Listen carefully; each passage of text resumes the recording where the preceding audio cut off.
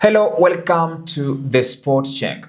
The Deputy President of the Republic of Kenya, Professor Kithure Kindiki, is referring to Ndindi Nyoro as Mtu Mdogo in quotes. Before I play for you his clip, allow me to ask you two questions. Number one, why do you think DP Kindiki is referring to Ndindi Nyoro as Mtu Mdogo in quotes? What do you think the Deputy President and President William Ruto's allies are up to?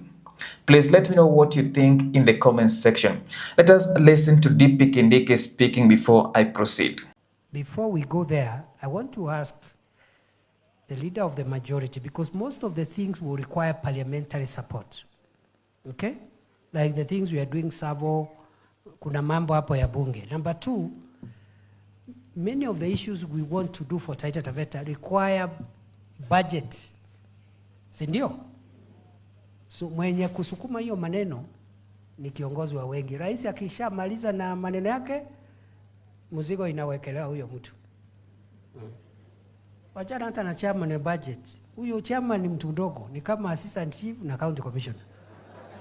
Sasa county commissioner ni Kimani Ichung'wah, kuja usalamia hao watu na uambie vile utawaunga mkono, you'll support their development agenda. It is not a laughing matter when our deputy president is referring to Ndindi Nyoro as a small person.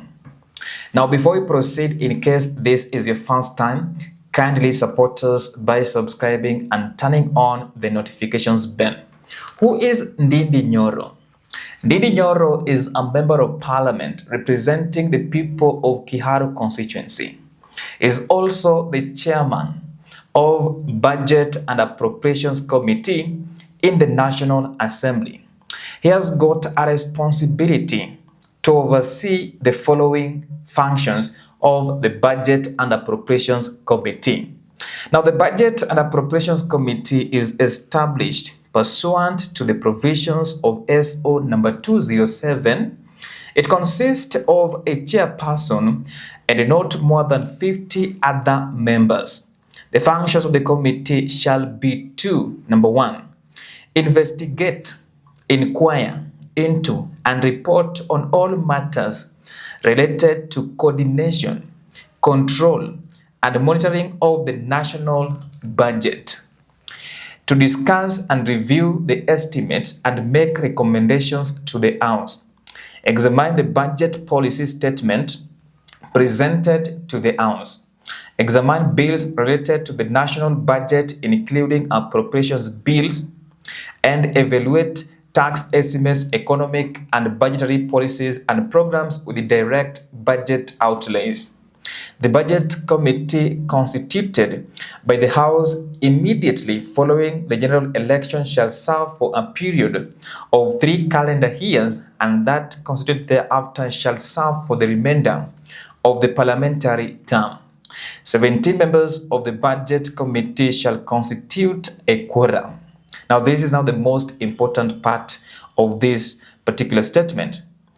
The committee shall invite chairpersons of all departmental committees to make presentations during the consideration of the budget. That is what Ndindi Nyoro is overseeing in the National Assembly. Now, why do you think the Deputy President is referring to someone who is performing that critical role in the National Assembly as Mtu Mdogo? In fact, he's saying yeye ni kama assistant chief and the county commissioner ni Kimani Ichung'wah. And that is why I asked you earlier, what do you think the Deputy President and President William Ruto's allies are up to? Right now, I can confidently say that they can deal with Ndindi Nyoro in so many ways. The first one, they can replace Ndindi Nyoro with someone who is loyal to President William Samoei Arap Ruto. Recently, Ndindi Nyoro has abandoned President William Ruto's political circle. He is not performing the roles I saw the Member of Parliament for Mathira constituency, Eric Wamumbi, and Kimani Ichung'wah performed in Luanda, Vihiga, and also in Quisero, Kakamega County, and in Bunyala, Busia County. Ndindi Nyoro is not performing those roles anymore. He is not attacking anyone.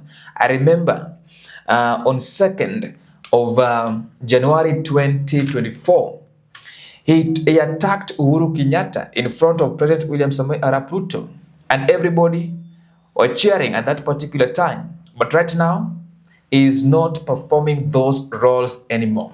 The second way they can deal with Ndindi Nyoro is that they can expel him from UDA party.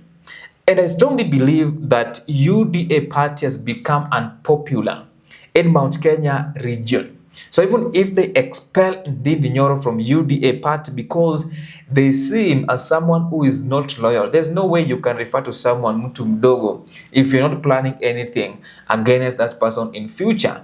Because let me tell you something. You have to take into consideration because he's the first deputy party leader of UDA. And therefore, if President William Ruto is not there, he will be a party leader. That is what I'm talking about. So they can't work with someone who is not loyal to the system.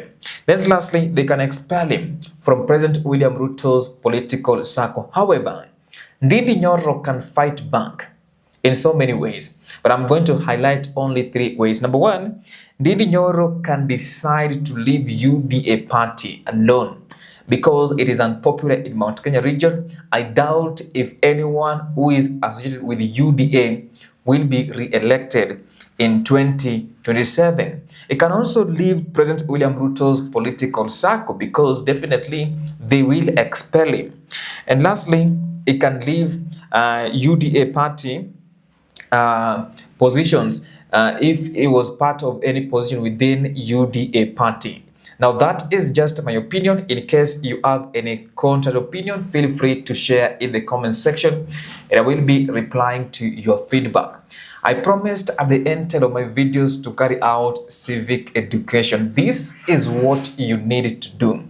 You need to register as a voter as soon as possible. The beauty of being a registered voter is that you can participate in 2 types of elections. 1, by-elections. 2, general elections. So register as a voter. Number 2, you need to demonetize politics as soon as possible. And the beauty of doing that is that we will get leaders of high integrity who will not steal public funds, because now I don't trust any leader that we have. Lastly, remember to vote for someone with a vision, not someone who is visionless. Bye for now. I will see you in the next video.